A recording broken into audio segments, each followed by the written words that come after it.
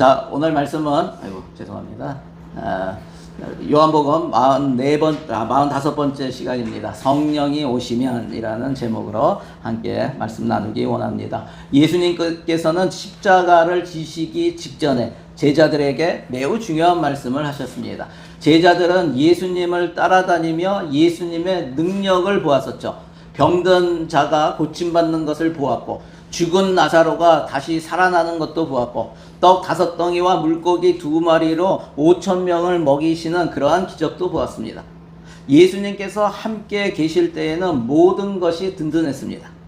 그런데 이제 예수님께서 떠나신다고 말씀하십니다. 예수님께서 떠나신다는 말씀으로 인하여 제자들은 걱정과 두려움이 컸을 겁니다. 그런 제자들의 마음을 아신 예수님께서 의외의 말씀을 하십니다. 그것은 예수님께서 그들을 떠나는 것이 더 유익하다, 더 좋다라고 말씀하시는 거예요. 그 이유는 무엇입니까? 바로 성령 하나님이 오시기 때문이라고 말씀을 하시죠. 우리 7절입니다. 같이 한번 읽어볼까요? 시작. 그러나 내가 너희에게 실상을 말하노니 내가 떠나가는 것이 너희에게 유익이라. 내가 떠나가지 아니하면 보혜사가 너희에게로 오시지 아니할 것이요 가면 내가 그를 너희에게로 보내리니. 오늘 본문을 통해서 성령께서 우리 가운데 오신다고 말씀하시는데, 우리 가운데 성령이 오시면 어떤 일을 하시는지 주님께서 알려주신 것을 함께 나누기를 원합니다. 첫 번째는 고난 가운데서 믿음을 지켜주신다는 거예요. 고난 가운데서 믿음을 지켜주신다. 예수님께서는 제자들에게 먼저 고난을 말씀하세요. 우리 1절 볼까요? 내가 이것을 너희에게 이름은 너희로 실족하지 않게 하려 함이니. 여기에서 실족하다라고 합니다. 실족하다는 것은 단순히 기분이 상하다라는 의미가 아니죠. 실족하다는 것은 뭐예요? 신앙에서 넘어지고 예수님을 떠나는 것을 의미하는 거예요. 주변에 보면은 예수님을 믿고 신앙생활을 잘 하다가 어느 순간부터 교회를 다니지 않고 심지어는 예수님도 못 믿겠다고 하는 사람들이 있습니다. 뭐예요? 실족한 것이죠. 예수님께서는 조금 후면은 제자들이 엄청난 충격을 받을 것을 알고 계셨어요. 그것은 예수님께서 붙잡히시기 때문이죠. 예수님이 붙잡히실 것을 아시기 때문에 그때 제자들의 충격은 엄청난 것이죠. 또 십자가에 달리실 것이고 제자들은 흩어질 것이며 그들은 예수님을 믿는다는 이유로 박해를 받게 되는 것이죠. 그런 일이 일어나면 제자들은 이런 생각을 하게 될 거예요. 예수님을 믿었는데 왜 이런 일이 일어날까? 여러분 그런 생각 하지 않습니까? 예수님을 내가 믿었는데 왜 지금 이런 일이 일어날까? 이런 의문에 예수님은 미리 이런 말씀을 하십니다. 내가 이것을 너희에게 말하는 것은 너희가 실족하지 않게 하기 위함이다 라고 말씀하십니다. 우리 사랑하는 성도 여러분, 믿음의 삶은 고난이 없는 것이 아님을 기억하시기 바랍니다. 우리는 종종 이런 생각을 합니다. 하나님을 잘 믿으면 어려움이 없어야 하지 않을까? 그러나 예수님은 그렇게 말씀하지 않으셨어요. 오히려 예수님은 믿는 사람에게도 고난이 올 수 있다는 사실을 미리 알려주셨어요. 그러므로 고난이 왔다고 해서 하나님이 나를 버리셨나? 뭐 이렇게 생각할 필요가 없습니다. 고난이 있다고 해서 내 믿음이 잘못되었나? 라고 생각할 필요도 없습니다. 여러분 중요한 것이 무엇입니까? 중요한 것은 고난 가운데서도 믿음을 잃지 않는 것입니다. 베드로를 보세요. 여러분 베드로는 예수님을 누구보다 사랑한다고 생각을 했죠. 그래서 뭐라고 예수님께 말씀드립니까? 마태복음 26장 33절에 보면은 다 주를 버릴지라도 나는 결코 버리지 않겠나이다. 자신만만하게 얘기했어요. 그러나 예수님께서 잡히시자 베드로가 어떤 일을 합니까? 나는 저 사람을 모릅니다. 이 3번이나 부인합니다. 자신의 믿음을 자신했던 그 베드로는 무너지는 것을 보게 됩니다. 여러분 그런데 베드로가 그렇게 실족한 것이죠. 그런데 그 베드로가 나중에 어떻게 됩니까? 실족한 것으로 끝납니까? 아니죠. 오순절에 성령이 임하자 베드로가 달라집니다. 예수님을 죽인 사람들 앞에서 저 사람은 나를 모릅니다. 예수님이 잡혀 있기만 해도 모른다고 부인했던 그 겁쟁이가 그 예수님을 죽인 사람들 앞에서 담대하게 예수님을 전하죠. 사도행전 4장 20절 우리가 같이 읽어볼까요? 자, 시작. 우리는 보고 들은 것을 말하지 아니할 수 없다 하니.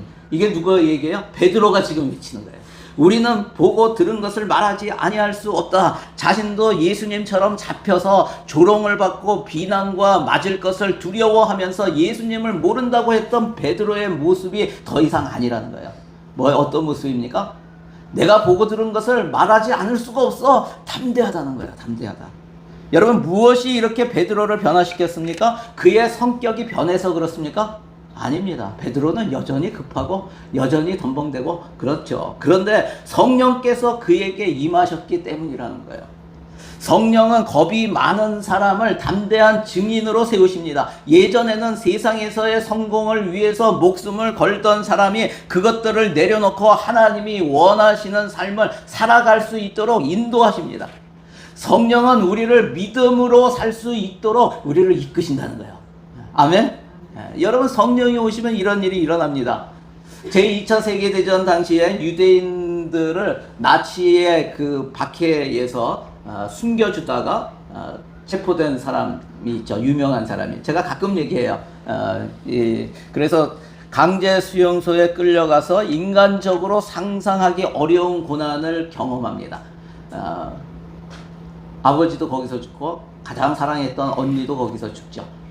그 코리텐 붐입니다. 코리텐 붐 여사는 모진 그러한 고통 속에서도 하나님을 붙들었다라고 합니다. 하나님을 붙들었다.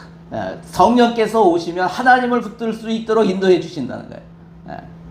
그녀의 자서전 더 하이딩 플레이스라고 하는 나의 피난처라고 하는 그 책이 있습니다. 자신이 나치의 강제 수용소에서 경험한 하나님의 그 은혜를 기록하고 있어요. 그녀는 자신의 삶을 돌아보며 다음과 같이 고백했습니다. 아무리 깊은 구덩이라도 하나님보다 더 깊을 수는 없다. 여러분, 아무리 깊은 구덩이에 우리가 빠져요. 고난에 빠지더라도 하나님의 은혜는 그것보다 더 깊다는 거예요.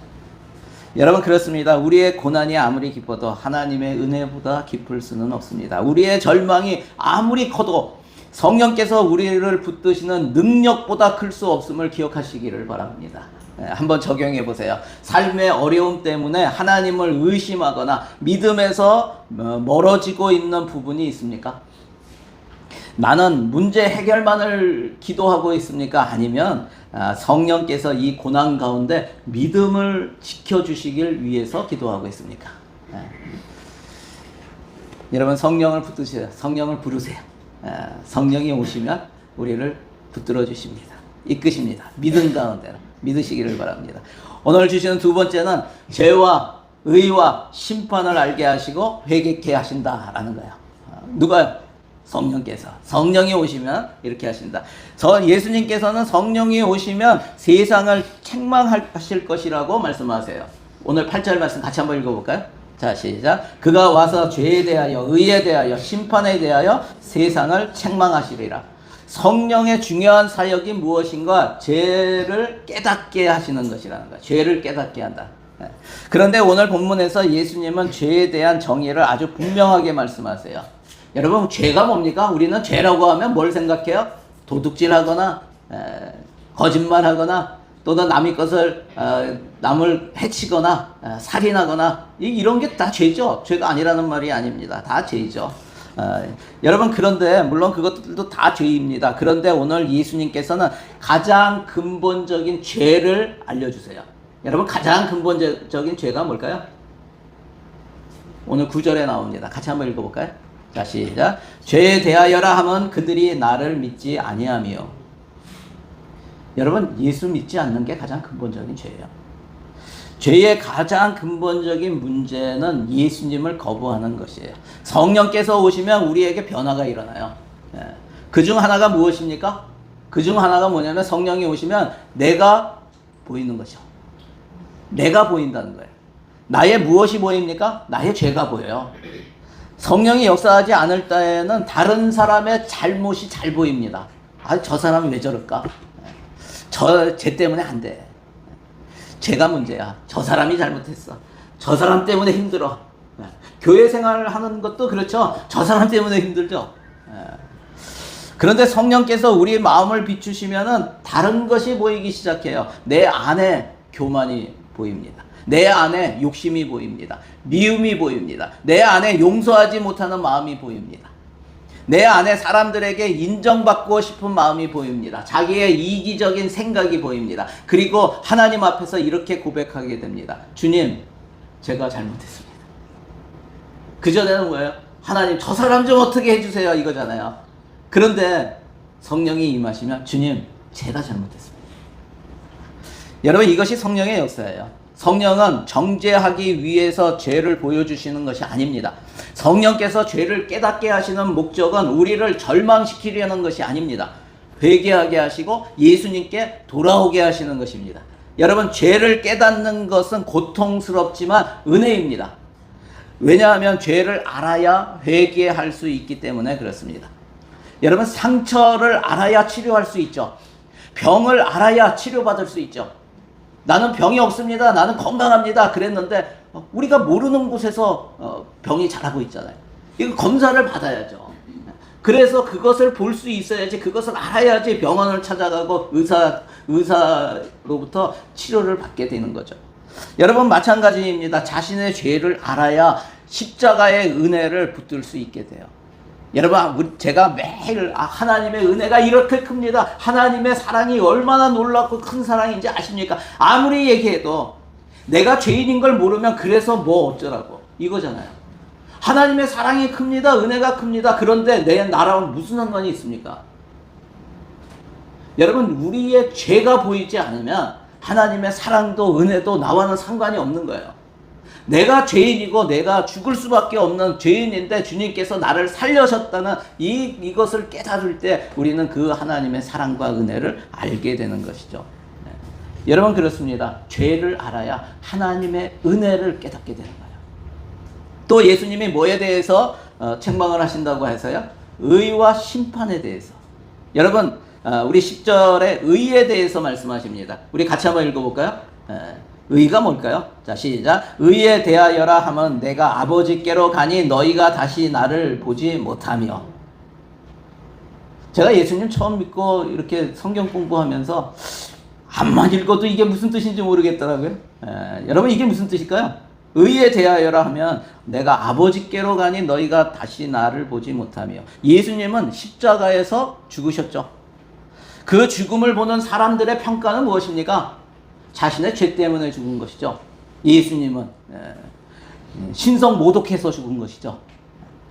여러분, 십자가에서 죽은 예수님을 실패자라고 여기고 죄인으로 여기는 것이 세상의 평가죠. 그런데 하나님께서는 그를 어떻게 하세요? 죽은 자 가운데 그냥 내버려 두시지 않으시고 다시 살리시고 하나님 아버지께서 계신 하늘 보좌로 이끄시죠. 무슨 얘기예요? 예수님의 부활과 승천으로 이 땅에서 예수님을 다시 보지 못하게 되는데, 이것이 바로 세상의 평가와는 달리 하나님은 십자가에 달려 죽으신 예수님을 의로 받으셨다라는 거예요. 누가요? 하나님이 그렇게 받으셨다는 거예요. 하나님이 진짜 의는 무엇인가? 예수님이다 라고 공포하시는 거예요. 그래서 예수님의 부활과 승천은 예수님이 완전한 의이심을 하나님께서 증명하신 사건이다 라는 것을 지금 10절에 얘기하는 거예요. 또 11절에는 뭐에 대해서 얘기합니까? 심판에 대해서 말씀하세요. 심판이 뭡니까? 우리 읽어볼까요? 시작. 심판에 대하여라 하면 이 세상 임금이 심판을 받았습니다. 여기에서 세상 임금은 누구입니까? 하나님을 대적하고 세상을 지배하는 사탄, 마귀를 의미하는 것이죠. 그런데 그 사탄이 심판을 받았다라고 합니다. 언제요? 예수님께서 십자가에서 죽으시고 사흘 만에 다시 부활하신 사건이 바로 사탄이 심판받는 사건이라는 거예요. 여기서 심판을 받았다라고 하는데, 받았다라고 하는 이 시제가 뭐냐면 현재 완료형이에요. 제가 현재 완료형 얘기 많이 하죠. 과거형과 다른 게 뭐예요? 과거에는 He went to Korea. 그러면 어디에요? 그는 지금 어디에 있어요? 몰라요. 옛날에 한국에 간 거예요. 지금은 몰라요. 그런데 He has gone to Korea. 그러면 뭐예요? 완료형 쓰면 과거에 한국에 갔어요. 지금 어디에 있어요? 지금도 한국에 있다는 뜻을 갖고 있는 거예요. 예전에 했던 그 행위가 지금까지 영향을 받는 것을 얘기하는 거예요. 예수님께서 십자가에 달려 죽으시고 사흘 만에 다시 부활하셨을 때 사탄이 심판을 받았어요. 그때 심판 받은 것이 지금도 유효하다라는 거예요. 지금도 유효하다. 예. 여러분 그렇습니다. 사탄에 대한 심판이 앞으로 미래에 이루어질 심판이 아니라 이미 이루어졌다라는 것을 얘기하는 거예요. 예수님의 죽음과 부활을 통해서 사탄의 심판은 이미 확정되고 끝났다라는 것을 알려주고 있습니다. 여러분 십자가는 예수님의 패배처럼 보였지만 실제는 뭐예요? 사탄의 패배다라는 거예요. 그리고 하나님의 심판이 없다고 생각하는 세상 사람들에게 하나님의 심판이 분명히 있음을 알려주는 것입니다. 여러분 성령은 사람들에게 예수님이 누구이신지, 죄가 무엇인지, 또 결국 누가 승리하는지를 깨닫게 하시는 것입니다. 젊은 시절 노예 무역을 했던 사람들을 잡아다가 노예로 팔았던 사람이 있었어요. 그가 복음을 받아들이고 자신의 죄를 깊이 회개합니다. 그리고 나서 유명한 곡을 쓰죠. 유명한 곡을 만들죠. 무슨 곡이냐면 Amazing Grace라는 곡을 만들어요. Amazing Grace. 여러분 예수 믿고 구원받은 놀라운 은혜를 찬송가로 이렇게 만들었는데 Amazing Grace 누가 썼을까요? 존 뉴턴이 썼습니다. 그가 뭐라고 고백합니까? 거기에서 나 같은 죄인 살리신 주 은혜 놀라워. 나 같은 죄인 살리신 주 은혜 놀라워. 여러분 존 뉴턴이 하나님의 은혜를 그렇게 깊이 찬양할 수 있었던 것은 자신의 죄를 알았기 때문이죠. 여러분 죄를 작게 생각하면 은혜도 작게 보여요. 반대로 자신의 죄가 얼마나 큰지를 깨달으면 십자가의 은혜가 얼마나 놀라운지도 깨닫게 됩니다. 성령께서는 우리의 죄를 보여주시지만 동시에 예수님의 십자가를 바라보게 하신다는 거예요. 여러분 오늘도 예수님의 십자가를 바라보시기 바랍니다. 한번 적용해 보세요. 최근 성령께서 내 마음에 깨닫게 하시는 죄와 잘못된 태도는 무엇인가? 하나님께서 깨닫게 하신 죄를 회개하며 오늘 내가 바꾸어야 할 행동은 무엇인가? 우리 자신을 한번 돌아봤으면 좋겠어요. 마지막 세 번째입니다. 세 번째는 성령이 임하시면 예수님을 더 깊이 알게 하신다는 거예요. 예수님께서는 성령의 사역을 이렇게 말씀하세요. 오늘 본문 13절입니다. 같이 한번 읽어볼까요? 자, 시작. 그러나 진리의 성령이 오시면 그가 너희를 모든 진리 가운데로 인도하시리니. 여러분 성령은 진리의 성령이십니다. 그러므로 성령의 인도하심은 우리를 하나님의 진리에서 벗어나게 하지 않습니다. 오히려 진리 안으로 더 깊이 들어가게 하십니다. 그리고 14절에서 성령의 목적을 아주 분명하게 말씀하시죠. 우리 14절 말씀도 같이 읽겠습니다. 시작. 그가 내 영광을 나타내리니 내 것을 가지고 너희에게 알리시겠음이라. 아멘. 예. 여러분 내 영광을 나타내리니 내 것을 가지고 너희에게 알리시겠다는 거예요. 내 것을 너희에게 알리겠다 하는 거면 성령은 예수님을 알려주신다는 거예요. 예. 여러분 성령의 중요한 사역 가운데 하나가 예수님을 나타내는 것입니다. 예수님을 드러내는 것입니다. 성령께서 역사하시면 예수님이 더 크게 보여요. 예수님의 십자가가 더 귀하게 보입니다. 예수님의 말씀이 더 중요하게 느껴집니다. 예수님의 사랑을 더 깊이 깨닫게 됩니다. 결국 성령 충만은 뭐예요? 성령 충만하다. 그것은 예수님을 더 닮아가는 것이다. 여러분 예수님을 나는 성령 충만해요. 그런데 까탈스러워. 성령 충만이 아니에요. 까탈 충만이에요. 여러분 예수 충만하면은 예수님을 더 닮아가는 거예요. 나를 싫어하는 사람까지 다 품는 거예요. 예수님을 닮아가면 마음이 넓어지는 거예요. 좀 못해도 괜찮아. 다 품어주는 저와 여러분 되시기를 바랍니다. 여러분 성령 충만을 단순히 특별한 감정이나 체험으로 생각해서는 안 됩니다. 성령께서 역사하시면 우리의 삶이 변화됩니다. 미워하던 사람을 용서하게 됩니다. 교만했던 사람이 겸손해집니다. 자기만 생각했던 사람이 다른 사람을 섬기기 시작합니다. 화를 잘 내던 사람이 온유해집니다. 조급했던 사람이 참고 인내하게 됩니다. 왜 그렇습니까? 성령께서 우리 안에서 예수님의 성품을 만들어 가시기 때문에 그래요. 우리 예수님의 성품이 뭐예요? 성령의 열매죠. 우리 같이 한번 읽어볼까요? 갈라디아서 5장 22절.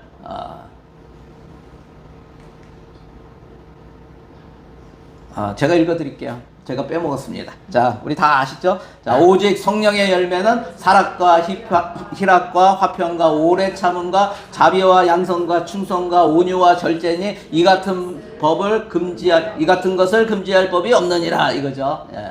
사랑과 희락과 화평과 오래 참음과 자비와 양선과 충성과 온유와 절제. 이것이 뭐예요? 예수님의 성품이라는 거예요. 우리가 전부 예수님 성령께서 임하시고 성령이 충만해지면은 이 성령의 이 열매들이 우리 안에서 열리게 된다는 거예요. 여러분, 성령께서 우리 안에서 역사하시면 결국 예수님을 닮은 열매가 나타난다.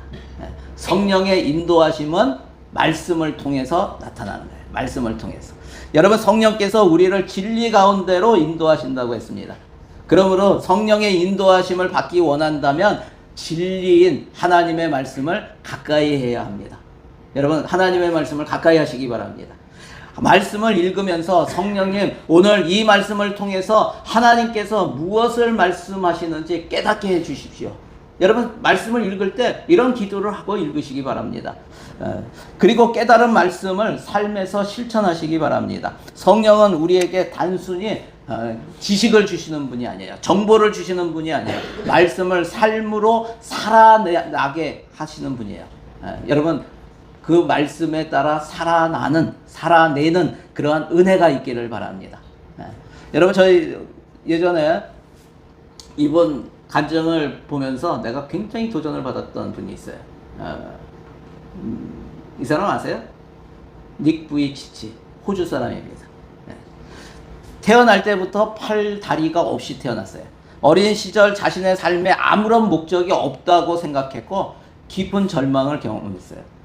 그러면서 스스로 목숨도 끊으려는 그러한 생각까지 했어요. 그러나 하나님을 만나고 복음을 깨달으면서 자신의 삶을 바라보는 시선이 달라졌어요.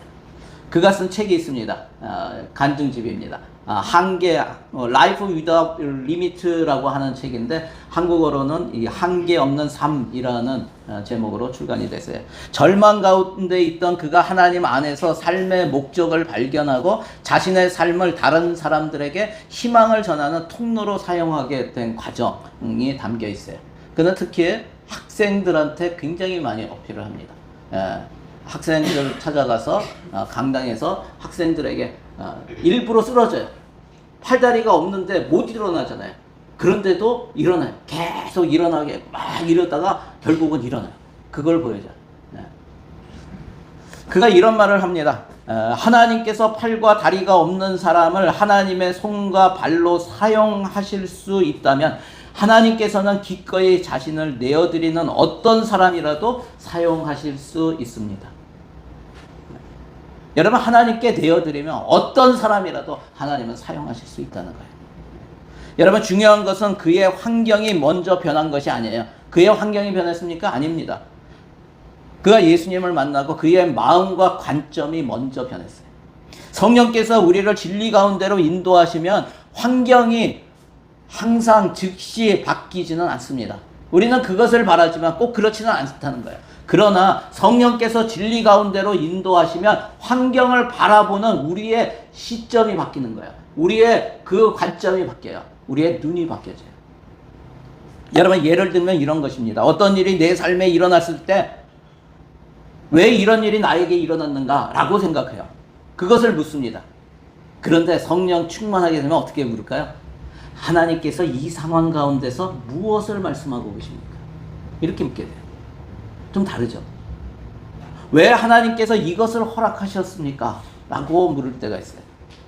이 물음도 나쁜 물음은 아니에요. 그런데 성령 충만하게 되면은 이러한 물음에서 더 나가죠. 어떻게 묻습니까? 이 상황에서 내가 어떻게 예수님을 나타낼 수 있습니까? 여러분, 저와 여러분은 성령이 오시면 예수님을 드러낸다고요. 성령 충만하면 우리의 삶에서 예수님을 드러내는 인생이 돼야 되는 거예요. 여러분, 이것이 성령께서 우리를 진리 가운데로 인도하시는 모습이에요. 여러분, 저와 여러분의 삶이 이제는 예수님을 드러내는 모습이 되시길 바랍니다. 내가 예수님을 따라가야지 이것만 집중하지 마시고 이제는 그것을 뛰어넘어서 내가 예수님처럼 살겠다. 그러면 예수님이 드러나요. 예수님이 드러나요. 한번 적용해 보세요. 나는 성령의 인도하심을 받기 위해 하나님의 말씀을 얼마나 가까이 하고 있는가 한번 보시고 내 삶에서 예수님의 성품으로 변화되어야 할 부분은 무엇인가 한번 돌아보시기 바랍니다. 말씀을 정리합니다. 우리 사랑하는 성도 여러분, 예수님께서는 십자가를 앞두고 제자들에게 말씀하셨습니다. 너희는 어려움을 당할 것이다. 그러나 그 말씀으로 끝나지 않았어요. 보혜사가 오실 것이다. 예수님은 떠나시지만 제자들을 고아처럼 버려두지 않으시고 성령 하나님을 보내주셨습니다. 그리고 성령께서는 오늘도 우리 가운데 역사하시고 우리를 인도하십니다. 그러므로 우리 하늘소망교회 모든 성도 여러분, 문제가 생겼을 때 성령을 의지하시기 바랍니다. 죄가 보일 때 성령께서 주시는 깨달음을 거부하지 말고 회개하시기 바랍니다. 앞으로 어떻게 살아가야 할지 막막할 때 성령께서 말씀을 통해 인도하시도록 기다리시기 바랍니다. 그리고 무엇보다 성령께서 우리 안에서 역사하실 때 예수님이 더 크게 보이게 하십니다. 성령의 목적은 우리를 유명하게 만드는 것이 아닙니다. 우리의 능력을 자랑하게 만드는 것도 아닙니다. 예수님의 영광을 나타내는 것입니다. 성령께서 우리 안에 충만히 역사하셔서 고난 가운데서도 실족하지 않고 죄를 깨닫고 날마다 회개하며 진리 가운데 걸어가면서 예수님을 더욱 닮아가는 복된 성도들이 다 되시기를 주의 이름으로 간절히 축원합니다. 기도하겠습니다. 오늘 말씀을 가지고 우리 함께 기도하기 원합니다. 우리 기도하실 때 우리 함께 이렇게 기도하며 나아갔으면 좋겠어요. 성령님, 고난 가운데서도 나를 붙들어 주시옵소서. 내가 보지 못하는 죄를 깨닫게 하시고 회개하도록 인도해 달라고 우리 함께 기도했으면 좋겠어요. 또 하나님의 말씀을 깨닫게 하시고 진리 가운데로 나를 인도해 주셔서 내 삶을 통해서 예수님이 드러날 수 있도록 주님 나를 사용하여 주시고 이끌어 주시옵소서. 우리 이렇게 기도하며 내가 혹시 끊지 못했던 그러한 부분들, 성령의 인도하심에 내가 거부했던 부분들이 있다면 이 시간에 회개하고 하나님 다시 한번 주님의 인도하심을 온전히 받아들일 수 있는 믿음을 허락해달라고 우리 함께 기도하며 나갔으면 좋겠습니다. 오늘 말씀 가지고 우리 주여 한번 부르시고 함께 기도합니다. 주여. 오 할렐루야. 하나님 감사합니다. 주여 주님을 찬양합니다. 아버지 하나님, 우리의 삶 가운데 오늘도 역사하여 주시고 성령이 우리의 삶에 충만히 임하여 주셔서 우리의 삶을 이끄시고 인도하여 주심을 믿습니다. 하나님, 우리 가운데 역사하여 주시옵소서. 우리의 죄가 보이게 하여 주시고 우리의 잘못이 보여주게 알려주시고 남의 잘못, 남의 죄, 남의 허물을 보는 것이 아니라 나를 보면서 더 겸손해지고 더 낮아지고 이제는 예수님의 마음을 품을 수 있도록 하나님 붙들어 주시고 인도하여 주시옵소서. 하나님께서 의라고 선포하신 예수 그리스도, 그분을 쫓아가며 그분을 따라가며 그분을 드러내는 그러한 인생 되기를 원합니다. 하나님 붙들어 주시고 인도하여 주시옵소서. 우리의 죄가 아버지 하나님 아직까지 내가 몰랐던 그런 죄를 하나님 숨기고 아버지 하나님 드러내기를 거부하고 있다면 이 시간에 우리의 영적인 눈이 열려지게 하여 주셔서 우리의 죄를 바로 대변할 수 있도록 하나님 붙들어 주시고 회개하며 주님 앞에 나아갈 수 있도록 하나님 이끌어 주시옵소서. 하나님 또 우리의 삶에 날마다 성령의 열매가 열려지고 하여 주셔서 하나님 사랑과 희락과 화평과 오래 참음과 자비와 양성과 충성과 온유와 절제, 이러한 성령의 열매들이 우리의 성품이 변화돼서 하나님을 온전히 쫓아가며 예수 그리스도를 드러내는 그런 인생 될 수 있도록 하나님 붙들어 주시고 인도하여 주시옵소서. 그렇게 하실 주님을 찬양합니다. 하나님 감사합니다. 하나님 감사합니다. 주님 찬양합니다. 하나님 그렇습니다. 우리의 삶에 성령께서 오셔서 오늘도 이끄시고 인도하시고 우리의 죄를 보게 하여 주시고 다시 한번 변화받는 은혜를 허락해 주시니 감사합니다. 이제는 우리 안에 말씀을 통해서 다시 한번 예수님의 그 놀라우신 성품들이 우리 가운데 만들어지게 하여 주시고 커지게 하여 주시고 또 온전히 예수님을 닮아가며 예수님을 드러내는 그러한 인생이 될 수 있도록 주님 붙들어 주시고 인도하여 주시옵소서. 무엇보다도 고난 가운데 있는 성도들이 있다면 그 고난 중에 성령님 역사하여 주시고 성령을 붙들고 성령을 또 성령의 인도하심을 받는 우리 성도들 될 수 있도록 하나님 도와주시옵소서. 고난 가운데 좌절하지 않게 하여 주시고 다시 일어나 우리 주 예수 그리스도를 섬기며 하나님의 영광을 드러내는 그러한 우리 성도들이 다 될 수 있도록 축복하여 주시옵소서. 그렇게 하실 주님을 찬양합니다. 감사드리며 예수님의 이름으로 기도드리옵나이다. 아멘. 우리 하나님께 영광의 박수 올려드리겠습니다.